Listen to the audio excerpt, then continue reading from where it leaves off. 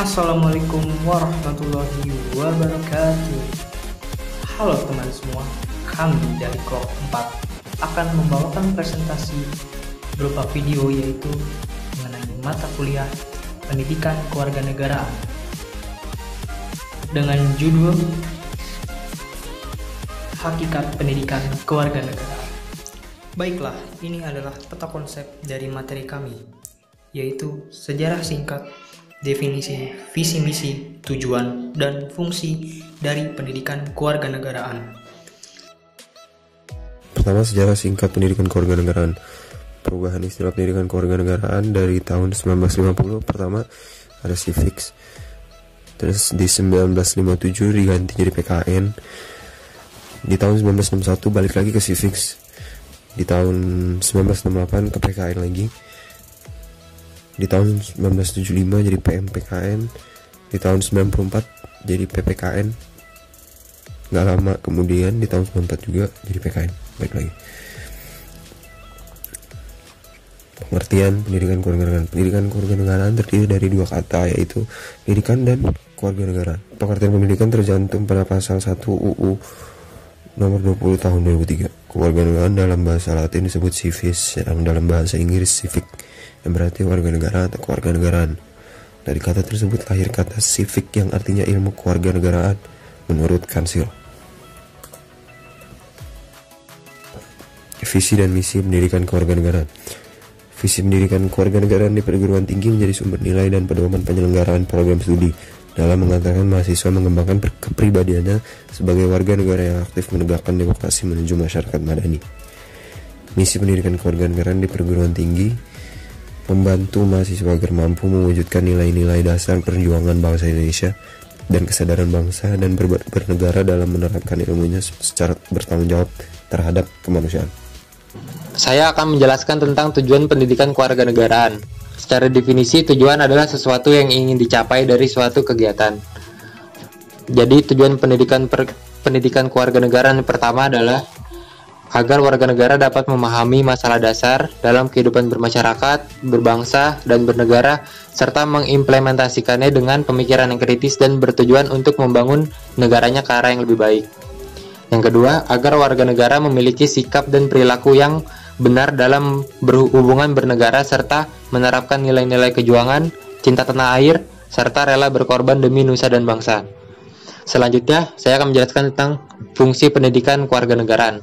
Secara definisi, fungsi merupakan kegunaan dari sebuah sistem yang diterapkan. Maka dari itu, fungsi pendidikan kewarganegaraan sebagai penanaman ilmu bagi seorang warga negara mengenai aturan-aturan negara dalam mengatur negaranya dalam bentuk legislatif, eksekutif, dan yudikatif, serta pemahaman atas hak dan kewajiban seorang individu bagi berkelangsungan negaranya.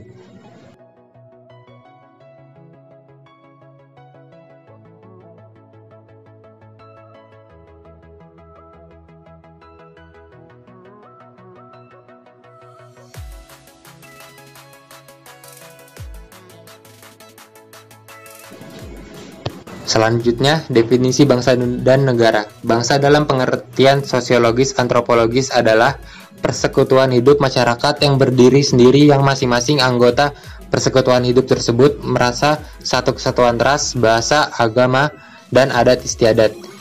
Negara merupakan suatu organisasi yang dibentuk oleh kelompok manusia yang memiliki cita-cita bersatu, hidup dalam daerah tertentu, dan mempunyai pemerintahan yang sama.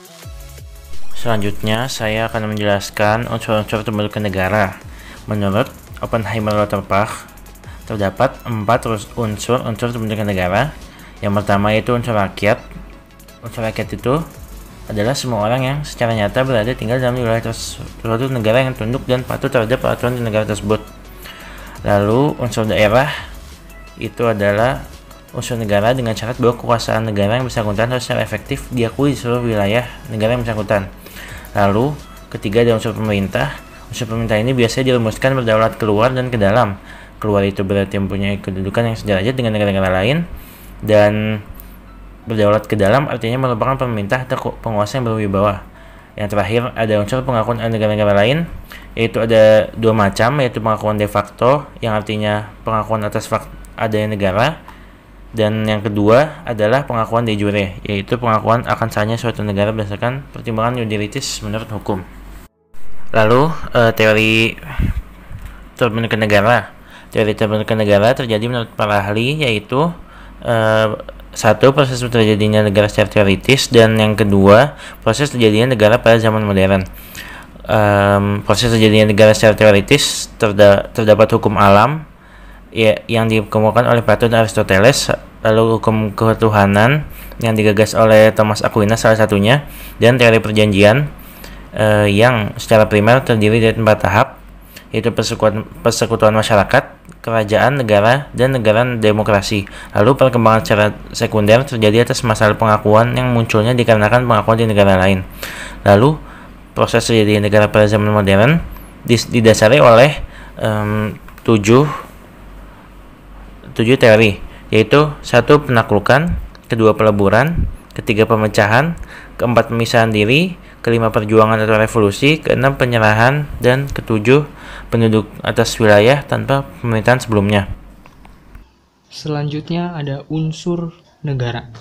Suatu negara harus memiliki keempat unsur ini agar bisa dikatakan sebagai negara yang diakui secara de facto atau de jure.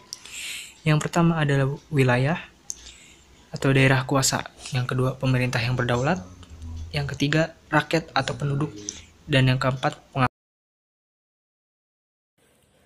Selanjutnya adalah sifat negara. Sebagai organisasi kekuasaan, negara memiliki sifat-sifat sebagai berikut.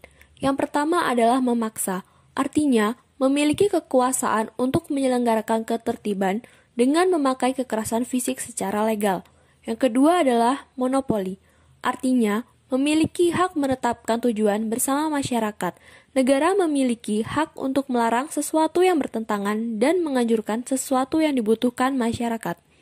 Yang ketiga adalah mencakup semua, artinya semua peraturan dan kebijakan negara berlaku untuk semua orang tanpa kecuali.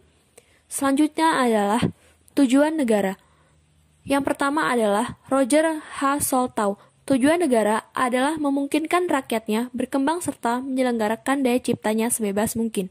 Yang kedua adalah Harold Jelaski. Menurutnya, tujuan negara adalah menciptakan keadaan di mana rakyatnya dapat mencapai terkabulnya keinginan-keinginan secara maksimal. Yang ketiga adalah Plato.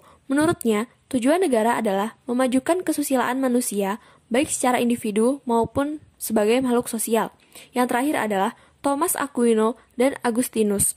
Menurutnya, untuk mencapai penghidupan dan kehidupan yang aman dan tentram dengan taat kepada dan di bawah pimpinan Tuhan, pemimpin negara menjalankan kekuasaan hanyalah berdasarkan kekuasaan Tuhan yang diberikan kepadanya.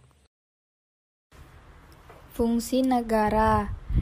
Yang pertama itu menurut John Locke, membagi fungsi negara menjadi 3 fungsi, yaitu 1. Fungsi legislatif untuk membuat peraturan, 2. Fungsi eksekutif untuk melaksanakan peraturan, yang ketiga, fungsi federatif untuk mengurusi urusan luar negeri dan urusan perang dan damai.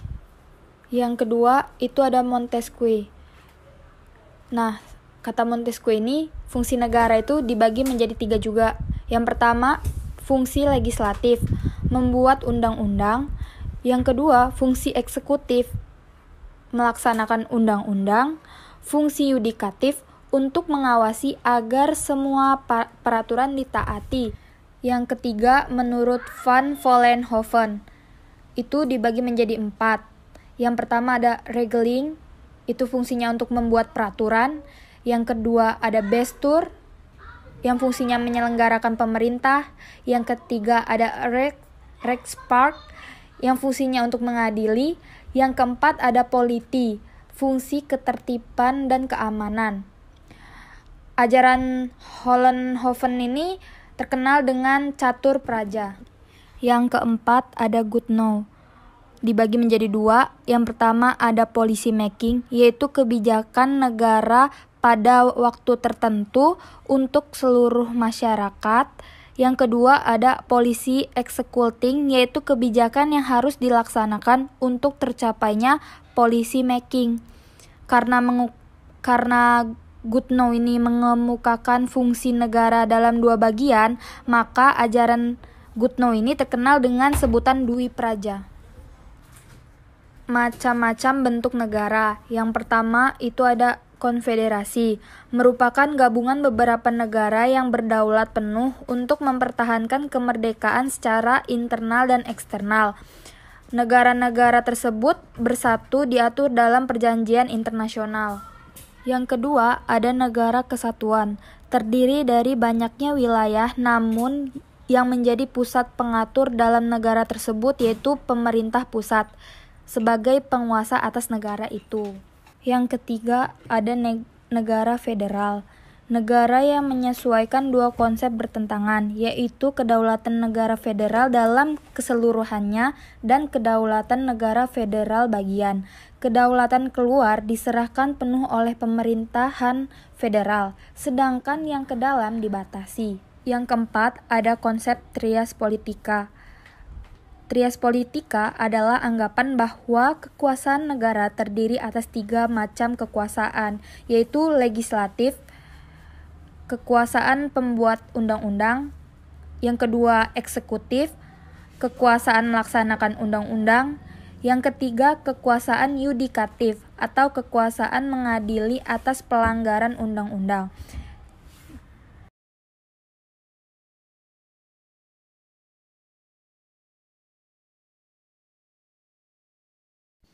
Mungkin itu saja yang bisa kami sampaikan. Kami, kelompok 4 mengucapkan terima kasih atas perhatiannya.